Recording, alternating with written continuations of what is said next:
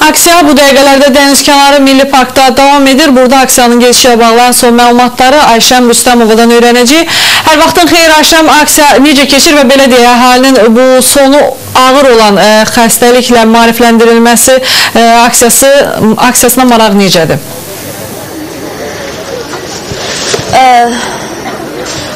Natəvan aksiya bu saatlarda bulvar ərazisində davam edir.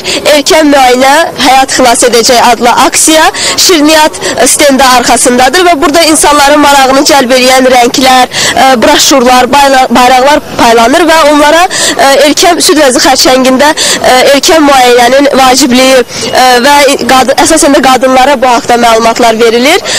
Aksiya velosiped yürüyüşü ilə davam edəcək və aksiyanın gecə saatlarına davam edəcəyi gözlənilir və tədbir haqqında geniş məlumatı Milli Onkologiya Mərkəzinin şöbə müdiri Afiq Rəhimov verəcək. Nəzərinizə çatdırıram ki, məlumat üçün bildirmək istəyirəm ki, Ümumdünya Səhiyyə Təşkilatı hər ilin oktyabr ayını süd vəzi xərçəngi ilə mübarizə gününə, mübarizə ayı elan edilib. Dünyanın bütün ölkələrində bu problemə həsr olunmuş böyük tədbirlər, konsertlər, yürüyüşlər keçirilir və biz də hər olduğu üçün bu ildə ənənəvi olaraq bu tədbirə qoşuluruq.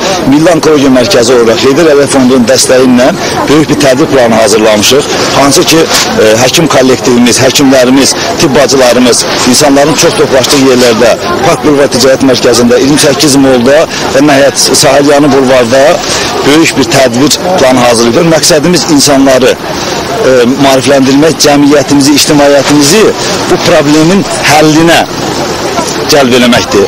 Demək, xüsusi broşurlar hazırlamışıq. Siz yəni bunu göstərə bilərsiniz. Bu broşurlar demək xanımlarımıza paylanılır və broşurlara baxmaqla əllərində olan bu broşurun hesabına evdə olmaqla güzgü qarşısında süd vəzlərini müayinə edə bilərlər. Hər hansı bir problem vaxtında aşkar edə bilərlər və ixtisaslaşmış müəssisə həkimə müraciət etməklə bu xəstəlikdən qurtulmaq mümkündür.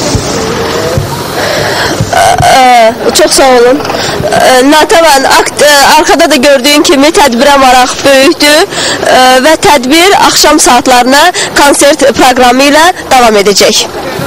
Təşəkkür edirəm Ayşəm. Bu süd vəzi xərçəngi ilə mübarizə məqsədilə keçirilən aksiya barədə Ayşəm Rüstəmova idi və xəbərin növbəti buraxılışlarında da bu aksiya barədə məlumatlar verəcəyik.